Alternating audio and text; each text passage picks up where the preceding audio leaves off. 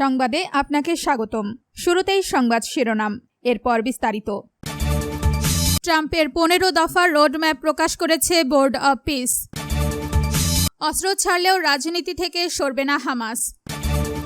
Hormuz প্রণালী বন্ধের হুঁশিয়ারি ইরানের।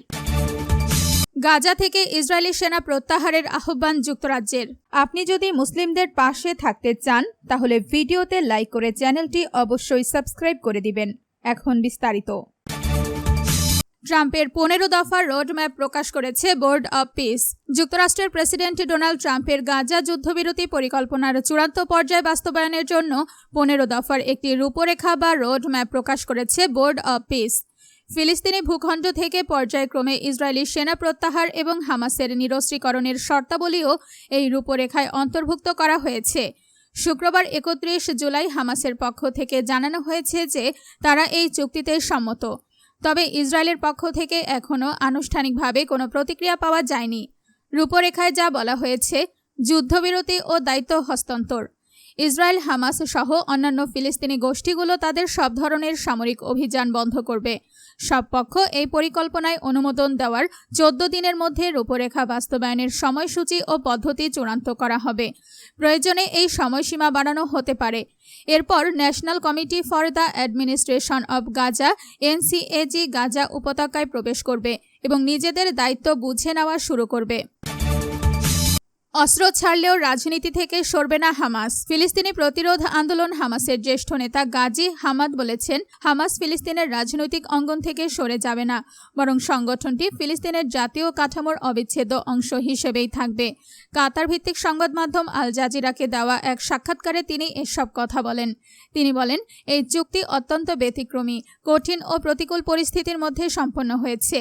গাজী হামাদ আরও বলেন, হামাস ফিলিস্তিনি জনগণের বৈধ অধিকার প্রতিষ্ঠার লক্ষ্যে তাদের জাতীয় দায়িত্ব ও কর্তব্য পালন অব্যাহত রাখবে। আপনি যদি মুসলিমদের পাশে থাকতে চান তাহলে ভিডিওতে লাইক করে চ্যানেলটি অবশ্যই সাবস্ক্রাইব করে দিবেন।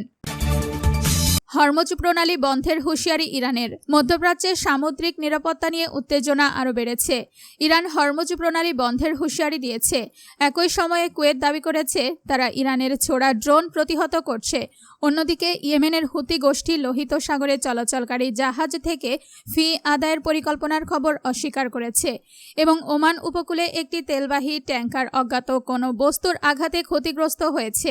ইরানের সর্বোচ্চ জাতীয় নিরাপত্তা পরিষদের সচিব মোহাম্মদ বাঘের জোলঘাদর শনিবার 1 আগস্ট রাষ্ট্রীয় সম্প্রচার মাধ্যম IRIB-কে বলেন, যুক্তরাষ্ট্র যদি সামুদ্রিক অবরোধ অব্যাহত রাখে তাহলে শুধু হরমুজ প্রণালী নয়, আরও গুরুত্বপূর্ণ নৌপথ বন্ধ হয়ে যেতে পারে।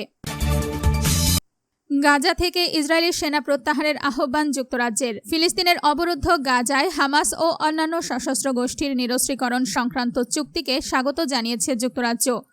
একই সঙ্গে উপত্যকাটি থেকে ইসরায়েলি সেনা প্রত্যাহার এবং যুদ্ধবিরতি পুরোপুরি বাস্তবায়নের আহ্বান জানিয়েছে দেশটি। শুক্রবার 31 জুলাই এক বিবৃতিতে ব্রিটিশ পররাষ্ট্রমন্ত্রী ডেভিড ল্যামি বলেন, এখন সবচেয়ে গুরুত্বপূর্ণ বিষয় হল 20 দফা পরিকল্পনা সম্পূর্ণভাবে বাস্তবায়ন করা। এর মধ্যে গাজা থেকে ইসরায়েলি সেনা প্রত্যাহার এবং সব পক্ষের যুদ্ধবিরতি মেনে চলা নিশ্চিত করতে হবে। তিনি বলেন, গাজার মানুষের মানবিক পরিস্থিতি এখনও অত্যন্ত ভয়াবহ। তিনি আরও বলেন, ইসরায়েলকে অবিলম্বে ত্রাণ সহায়তার ওপর আরোপিত অগ্রহণযোগ্য বিধিনিষেধ তুলে নিতে হবে, যাতে খাদ্য, ঔষধ ও প্রয়োজনীয় সহায়তা দ্রুত ক্ষতিগ্রস্ত মানুষের কাছে পৌঁছাতে পারে।